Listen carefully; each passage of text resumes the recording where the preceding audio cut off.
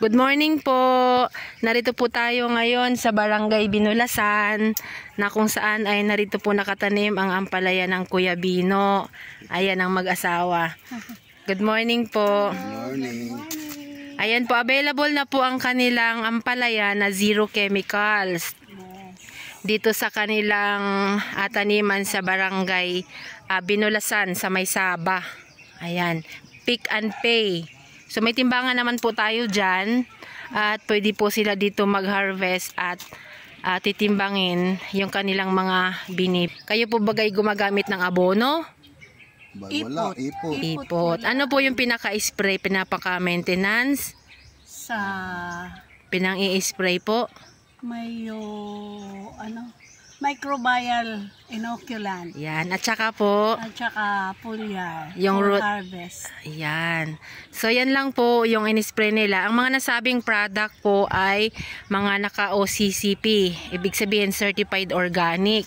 So, ayan po yung kanilang munting taniman at dito po ay zero chemicals. Ano man po ang mga naitatanim dito sa lugar na ito ay wala talagang kahit na anong chemical content. Ayan po. So, Kuya Bino, kumusta naman po yung inyong mukhang enjoy na enjoy kayo? Kahit mainit ay talagang kami nagsasakripisyo mag-asawa ng pagtatanim dito. Gawa ng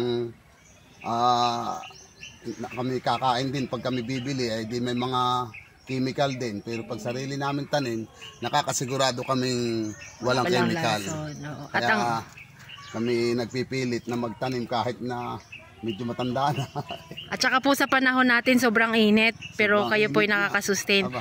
Maliban po doon, syempre hindi nyo naman po ito kayang ikainin lang. Oo. Hane, ay di tayo po ay nakakapag-share ng organic na gulay sa mga kapitbahay kakilala na gustong bumili ng healthy food. Permi, kasi may mga kaibigan nga tayong medyo mapipira, ay permi ko sinasabi sa kanila na kaya ako ito pwedeng maibenta sa inyo nang hindi kayo magsisisi. Ay kasi ito ay organic. Yes. Ay kung tayo magkakain ng mga may mga synthetic na fertilizer ay medyo hindi yun mabuti. Tama. Sa ngayon nga ay ako yung nag-spray ng foliar, full harvest. Oo. Ay kaya lang inabot ng ulan ay baka ito maulitan na naman bukas.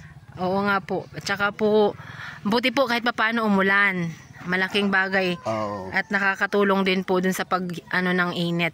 Hane? Oh, ito pala kinakata ng ganito. Opo, tinatanggal po yung sanga na hindi nagpo-provide ng bunga. Opo. Marami rin palang trabaho ito. Oo. Kala ko ito. Basta itatanim lahat, aanihin na. Ayan po, itatanong ko lang po, tuwing kailan po kayo narito at yung iba po kasi ay gustong bumisita?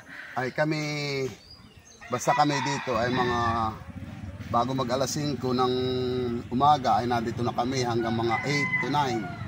Opo. Kami Nandito. dito na kami nagkakape. Sa hapon po. Sa hapon hindi kami pirming napunta rito at minsan ay may mainit ay hindi na kami napunta rito. Oo. Pero usually sa umaga, 5 to 9 nandito po kayo. 5 to 9. Opo, para po sa mga gustong bumili, mag-pick and pay, ay pwede po dito sa inyong farm.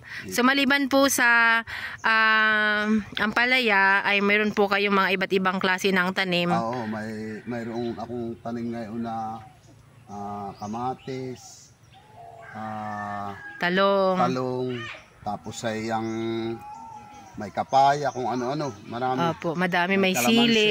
may sili. Talagang kumbaga ito gagawin kong siya ko ng kuwan ito. Pilot area. Pilot area. Nandito na lahat ng kailangan ng farmer. Oo. Baka po pwede na rin kayo maglagay ng mga bawang sibuyas later on.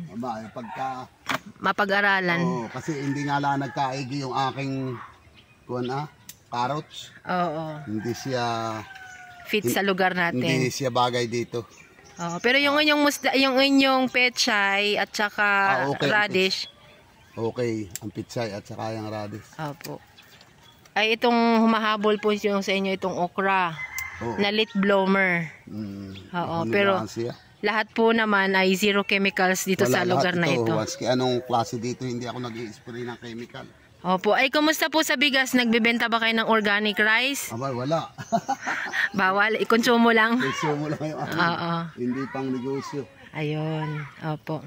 Sige po, Kuya Bino, maraming salamat po at aanin pong imbitahan yung mga organic lover dito sa inyong lugar sa nasabing oras.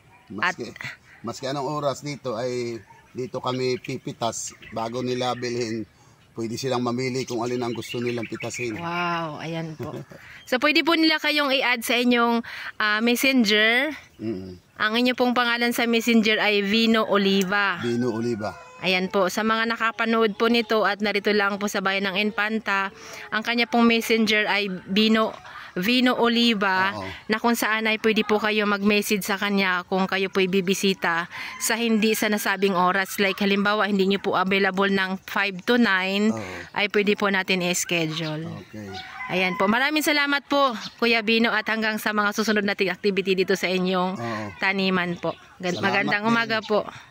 Magandang umaga rin.